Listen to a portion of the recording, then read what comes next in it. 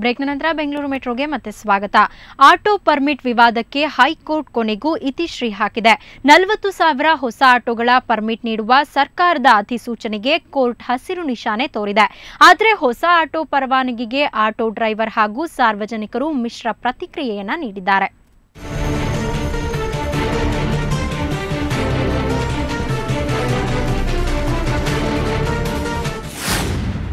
ಬೆಂಗಳೂರು ನಗರದಲ್ಲಿ 40,000 ಹೊಸ ಆಟೋಗಳು. ಹೌದು, ಸಿಲಿಕಾನ್ ಸಿಟಿಯಲ್ಲಿ ಹೊಸದಾಗಿ 40,000 ಆಟೋಗಳು ಓಡಲಿವೆ. ಹೊಸ ಆಟೋಗಳಿಗೆ ಪರ್ಮಿಟ್ ನೀಡೋ ಸರ್ಕಾರದ ಪ್ರಸ್ತಾವನೆಗೆ ಹೈಕೋರ್ಟ್ ಗ್ರೀನ್ ಸಿಗ್ನಲ್ ನೀಡಿದೆ. ಈ ಮೂಲಕ ಪರ್ಮಿಟ್ ನೀಡೋದನ್ನ ಪ್ರಶ್ನಿಸಿ ಆದರ್ಶ ಆಟೋ ಚಾಲಕರ ಸಂಘ ಸಲ್ಲಿಸಿದ್ದ ಅರ್ಜಿಯನ್ನು ಹೈಕೋರ್ಟ್ ವಜಾಗೊಳಿಸಿದೆ. ಇದರೊಂದಿಗೆ ಆಟೋ ಚಾಲಕರ ಹೋರಾಟಕ್ಕೆ ಭಾರೀ ಹಿನ್ನಡೆಯಾಗಿದೆ. ಸದ್ಯ ಬೆಂಗಳೂರಲ್ಲಿ 80,000 ಪರ್ಮಿಟ್ ಪಡೆದ ಆಟೋಗಳು ಓಡಾಡ್ತಿವೆ. ಇದರ ಮಧ್ಯೆ ಪರ್ಮಿಟ್ ಇಲ್ಲದೆ 40,000 ಆಟೋಗಳು ಸಂಚರಿಸುತ್ತಿವೆ. ಇಷ್ಟೊಂದು ಪ್ರಮಾಣದ ಆಟೋಗಳು ಇರೋದ್ರಿಂದ ಬಾಡಿಗೆಯೇ ಸಿಗ್ತಿಲ್ಲ. ಹೀಗಾಗಿ ಹೊಸ ಆಟೋಗಳಿಗೆ ಪರ್ಮಿಟ್ ನೀಡೋದ್ರಿಂದ ಚಾಲಕರ ದುಡಿಮೆಗೆ ಕಲ್ಲು ಬೀಳಲಿದೆ.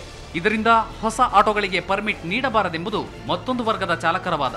40,000 ಪರ್ಮಿಟ್ ಕೊಟ್ಟರೆ ಇರೋರಿಗೆ ವ್ಯಾಪಾರ ಇಲ್ಲ, ಇರೋ ವ್ಯಾಪಾರ ಇಲ್ಲದೆ ನಾವೇ ಸಾಯ್ತಾ ಇದ್ದೀವಿ. ಈಗ ಇನ್ನು 40,000 ಆಟೋ ಬಂದು ಈ ಟ್ರಾಫಿಕ್ಕಲ್ಲಿ ಏನು ಸಂಪಾದನೆ ಮಾಡ್ಬೇಕು ಹೇಳಿ? ಈಗ ಬೆಳಗ್ಗೆಯಿಂದ ಸಾಯಂಕಾಲ ದುಡ್ದು 200 ರೂಪಾಯಿ ಮಾಡೋಕ್ಕಾಗಲ್ಲ. ಮತ್ತು ಗ್ಯಾಸ್ ರೇಟ್ ನೋಡಿ ಸಿಕ್ಕಾಪಟ್ಟೆ ಗಗನಕ್ಕೆ ಏರಿದೆ. 43-44 ರೂಪಾಯಿ ಗ್ಯಾಸ್ ಆಗಿ ಗ್ಯಾಸಿಗೆ ಕಟ್ಟು ನಾವು ಗಾಡಿ ಕಲೆಕ್ಷನ್ ಕಟ್ಟಿ ನಾವು ಏನು ಮಾಡಬೇಕು? ಹೊಟ್ಟೆಗೆ ಅನ್ನ ತಿನ್ನಬೇಕು, ಗೊಬ್ಬರ ತಿನ್ನಬೇಕು, ನೀವೇ ಹೇಳೋದು. ಈಗಾಗಲೇ ಬಿಎಂಟಿಸಿ ಬಸ್ಗಳು ಹೆಚ್ಚಿವೆ. ದಿನೇ ದಿನೇ ಟ್ರಾಫಿಕ್ ಜಾಸ್ತಿ ಆಗ್ತಿದೆ. ಸಾಲದಕ್ಕೆ ಮೆಟ್ರೋ ಕೂಡ ಬರಲಿದೆ. ಹೀಗಿರುವಾಗ ಮತ್ತಷ್ಟು ಆಟೋಗಳ ಅಗತ್ಯವೇನು ಅನ್ನೋದು ಸಾರ್ವಜನಿಕರ ಪ್ರಶ್ನೆ. 80,000 ಲೀಗಲ್ ಆಗಿ 80,000 ಇದೆ ಅಷ್ಟೇ.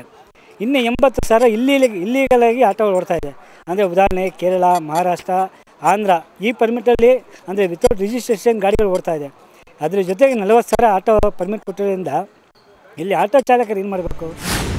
ಒಂದು ಕಡೆ ಆಟೋ ಪರ್ಮಿಟ್ ದಂಧೆಯನ್ನ ನಿಯಂತ್ರಿಸಲಾಗದ ಸಾರಿಗೆ ಇಲಾಖೆ ಮತ್ತೊಂದು ಕಡೆ ಹೊಸ ಆಟೋ ಪರ್ಮಿಟ್ ನೀಡಲು ಮುಂದಾಗಿದೆ. ಒಟ್ನಲ್ಲಿ ಪರ ವಿರೋಧದ ನಡುವೆ ಹೊಸ ಆಟೋಗಳು ರಸ್ತೆಗಿಳಿಯಲಿವೆ. ಮಸೂದ್, ಸುವರ್ಣ ನ್ಯೂಸ್ 24/7 ಬೆಂಗಳೂರು. ಇತಿಹಾಸ ಪ್ರಸಿದ್ಧ ಕೆಆರ್ಪುರಂ ಸಂತೆ ಮೈದಾನದಲ್ಲಿ ಮಲ್ಟಿಪ್ಲೆಕ್ಸ್ ಕಾಂಪ್ಲೆಕ್ಸ್ ನಿರ್ಮಾಣ ವಿರೋಧಿಸಿ ರೈತರು, ವ್ಯಾಪಾರಿಗಳು ಬೀದಿಗಿಳಿದಿದ್ದಾರೆ.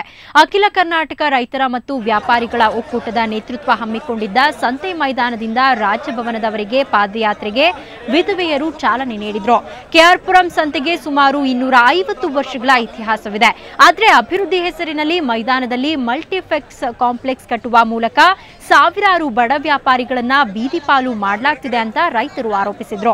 ಬೆಂಗಳೂರು ಗ್ರಾಮಾಂತರ ಜಿಲ್ಲೆ ಮತ್ತು ಕೋಲಾರ ಜಿಲ್ಲೆಗಳ ನೂರಾರು ರೈತರು ತಾವು ಬೆಳೆದ ಕೃಷಿ ಉತ್ಪನ್ನಗಳನ್ನ ಮಾರಲು ಇಲ್ಲಿಗೆ ಬರ್ತಾರೆ.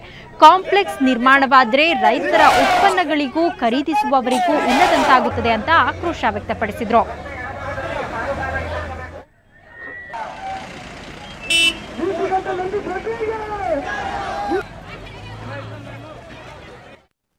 ಈ ಮಲ್ಟಿ ಕಾಂಪ್ಲೆಕ್ಸ್ ಕಟ್ಟೋದ್ರಿಂದ ನಾವೆಲ್ಲ 1000 ಜನ ಮೇಲೆ ನಿರುದ್ಯೋಗಿಗಳಾಗ್ತೀವಿ. ನಾವೆಲ್ಲ ಏನು ಇವತ್ತು ನೆನ್ನೆಯವರಲ್ಲ, 3ನೇ ತಲೆಮಾರಿನವ್ರು. ಸುಮಾರು 200 ವರ್ಷಗಳ ಇತಿಹಾಸ ಇದೆ ಈ ಸಂತೆಗೆ. ಇವಾಗ ಈ ಮಲ್ಟಿ ಕಾಂಪ್ಲೆಕ್ಸ್ ಕಟ್ಟೋದ್ರಿಂದ ಎಷ್ಟು ಜನಕ್ಕೆ ಅವ್ರು ಉದ್ಯೋಗ ಕೊಡೋಕ್ಕಾಗುತ್ತೆ? ಮಲ್ಟಿ ಕಾಂಪ್ಲೆಕ್ಸ್ ಕಟ್ಟಬೇಕನ್ನಂಗಿದ್ರೆ ಬೇರೆ ಯಾವುದೋ ಸರ್ಕಾರಿ ಜಾಗಗಳಿದೆ, ಇದನ್ನ ಪೂರ್ಣ ರೈತರ ಸಂತೆಗೆ ಬಿಟ್ಕೊಟ್ಬಿಡ್ಲಿ. ಈ ಮಾರ್ಕೆಟ್ ಏನಾದ್ರು ಎತ್ತೋದ್ರಿಂದ ಏನಾದ್ರು ಇವರು ಮಾಲ್ಗಳವ್ರಿಗೆ ಇವರೇ ಸರ್ಕಾರನೇ ಬಂಡವಾಳಶಾಹಿಗಳಿಗೆ